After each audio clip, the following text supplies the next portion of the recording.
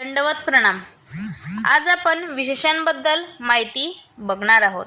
संविधानाच्या काळात प्रत्यक्ष सहवास होता, पण असंविधानाच्या काळात म्हणजे स्वामींचा सहवास नसलेल्या काळात प्रत्यक्ष सहवास घडावा म्हणून अवतारांनी स्पर्शित झालेल्या पवित्र वस्तूंना वंदन केले, म्हणजेच संविधानाचा लाभ होतो.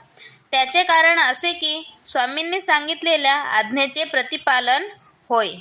ते म्हणजे येथुनी सबंधा गेले तेथुले ओटे गोटे नमस्कारण्यासाठी स्वामींनी आज्ञा केलेली आहे. स्वामींनी सांगितल्याप्रमाणे आज्ञेचे प्रतिपालन जर केले तर असंविधानी असूनही संविधान प्राप्त होते किंवा ते गोमटे लागते.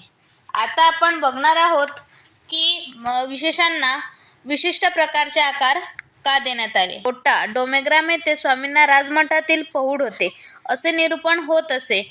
बाईस स्वामींना पूजावसर करीत असे.